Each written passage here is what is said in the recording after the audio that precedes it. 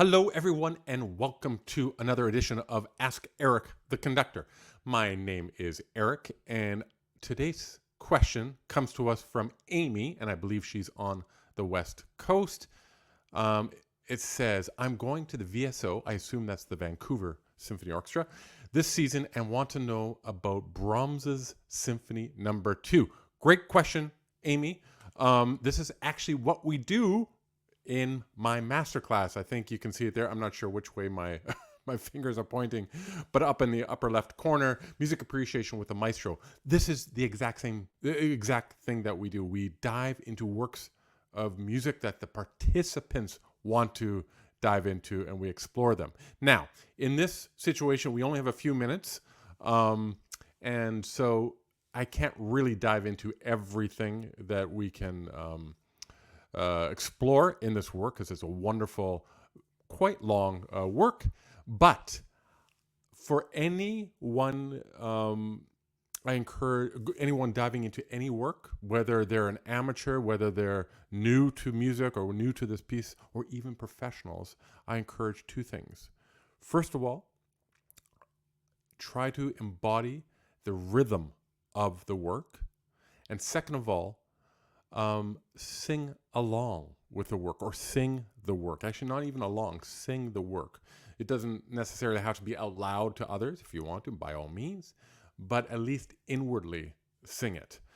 And the reason why I say these two things is because this lets you become a participant of the music, not just an observer, not just a listener, but a participant. Let's dive into Brahms' Second Symphony, and I'll show you what I mean. Now, unfortunately, because of copyright for recordings, I can't actually, because it's on Facebook and other places where I'm streaming now, I can't put in live music because it'll be checked, copyright, and taken down. And I understand that completely. So I'm going to actually sing some of these themes and tunes. Now, Brahms' Second Symphony, he wrote 4, and the second one in D major is his most pastoral. It's very, the opening at least is very soothing, and you're all immediately welcomed into a world of delight, I suppose. And the opening goes like this. Ya da da dum, ba da da da dum. Right, so even that opening there, I sang it and I felt the music and sang it. What is the rhythm? Let me do it again. 1, 2, 3, 1, 2, 3, 1, 2, 3, 1, 2, 3. So it's in 3. And there's a waltz-like quality to it, so that we're almost dancing with it. And this is why I encourage you to get into the rhythm of the music, because immediately we're in. So even when this movement goes on for 10 or 15 minutes, and we're in the middle section, and everything's developing, and it gets a bit chaotic, etc., you still have a rhythmic part of it. It's like anything, any genre of music, let's say it's pop music from today or from the 60s or from the 40s, whatever it is, whenever we hear it, our body starts to just move around a little bit, and it's the same thing with this type of music. You can really get into it. Now, the second movement, so in these large symphonies, generally, not always, but generally the form is, the first movement is a bit longer, and you've got 2, sometimes 3 themes, so main melodies, and transitions between those themes to bridge them. And you play that out, and then around halfway through, you either go back to the beginning, repeat it all again so you can get those themes in your mind, and then you develop it. Then you take those themes, you cut them up and snip it and go, whoa, and develop in different ways, but you still recognize certain aspects of that theme. And then you go into something called the recapitulation, where it all comes back in the home key, and we all come back to the ending. Now, the second movement is usually the most lyrical of the movements, usually. And in this case, it's true. So it starts with an intense cello solo. Da yam pam pa do, yo no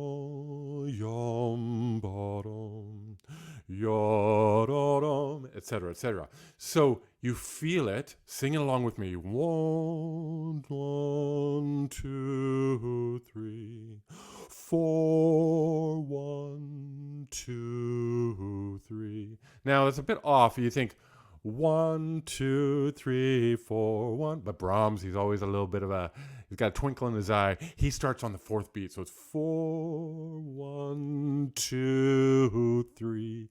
And just by the music, you see how dramatic you feel. You hear, actually participate when you're singing, how dramatic it is. And immediately gets you into the whole sense of that movement. Of course, there's other themes in that movement, but we don't have a lot of time. So we're going to go on to the next movement. The next movement is the third movement in these symphonies are usually a bit lighter, often dance-like as well. And this one is, there's an oboe solo at the beginning. It goes yum bum ba yum bum ba yum ba da de dum bum bum ya da da dum bum bum bum. Right? So now that you've heard it, what is the rhythm of it? 1, 2, 3, 1, 2, 3, 1, 2, 3, 1. So there's the 3, another dance-like feeling to it. And when we sing it, we really feel that, and we get the body moving. Now let's go into the fourth movement. Of course, there's a lot more to the third movement, but at home or before you go to the symphony, get out a recording, dive into it, feel the rhythm of all of these themes, and sing them out loud. Learn them so that when you go to the symphony, you can sing along in your head. Please don't sing out loud. Well, I mean, in certain situations maybe, but not generally. The fourth movement starts quite dramatically. Yum. Right,